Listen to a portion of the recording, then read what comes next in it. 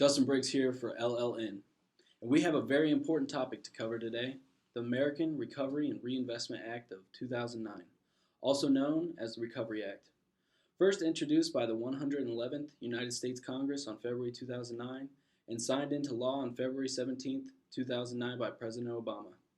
This act was introduced in response to the Great Recession with the objective to save and create jobs. The Recovery Act presented some secondary objectives.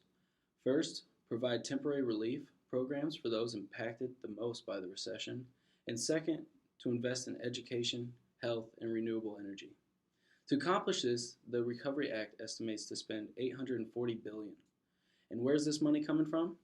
Borrowed, of course, from many developing nations. Now we have two individuals here today in the studio to talk about the Recovery Act. Now, Nick, you've had extensive experience working on the creation of this act back in 2009. Thank you, Dustin. As Dustin mentioned earlier, I worked a lot with the Recovery Act back in 2009.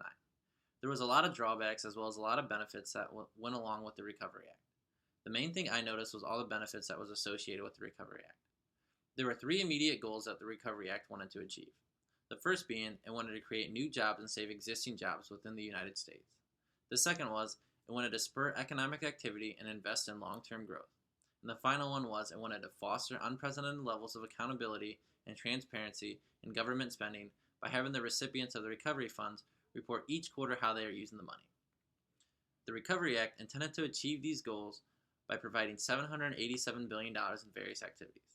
These various activities included many tax cuts and benefits for millions of working families and businesses, funding for entitlement programs such as unemployment benefits, funding for federal contract grants and loans, funding for financial aid that directly relates to local school districts, working on the expansion of the child tax credit, helping in the development of computerization of health records in order to make health records more accessible throughout the United States, help with the construction and repairment of roads, bridges, and tolls throughout the United States, and finally, I wanted to help with the expansion of broadband and wireless services throughout the United States. There is really no set end date for the Recovery Act because it is a process of rebuilding the United States economy. It is something that is put in place in 2009 that will contribute to economic growth for future years to come. Thank you, Dustin, and back to you. Thank you very much, Nick. Next, we have Yang Hao here to talk about some disadvantages. Yang Hao, you're kind of against the issue, aren't you? You're not really for the Tax Reform Act. Give me your advice, what you think about it. Okay, thank you, Dustin.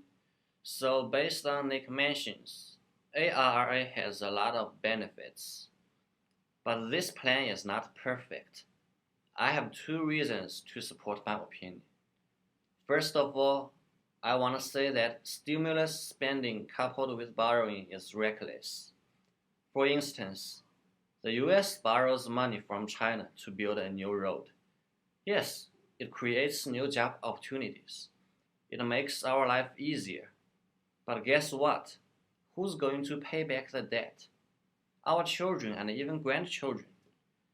ARRA definitely increases their pressure.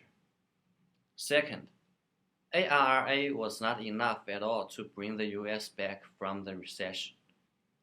According to the US Congressional Budget Office, the US needs about $2.9 trillion to recover its economy.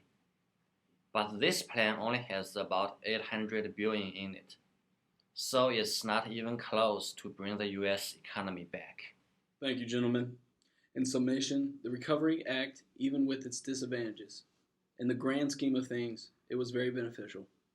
With a large budget of $840 billion, the Recovery Act set out to offer work, opportunity tax credits.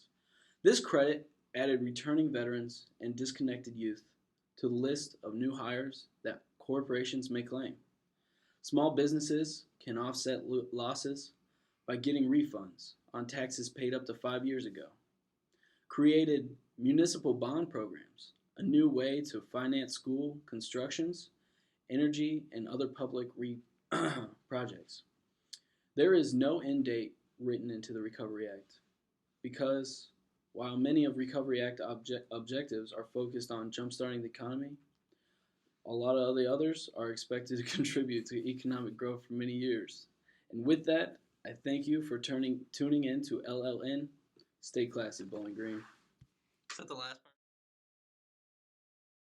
Today does mark the beginning of the end, the beginning of what we need to do to create jobs for Americans scrambling in the wake of layoffs, the beginning of what we need to do to provide relief for families worried that they won't be able to pay next month's bills, the beginning of the first steps to set our economy on a firmer foundation, paving the way to long-term growth and prosperity.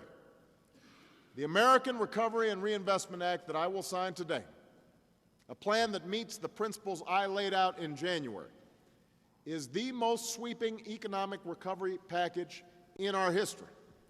It's the product of broad consultation and the recipient of broad support from business leaders, unions, public interest groups, from the Chamber of Commerce and the National Association of Manufacturers, as well as the AFL-CIO, from Democrats and Republicans, mayors, as well as governors.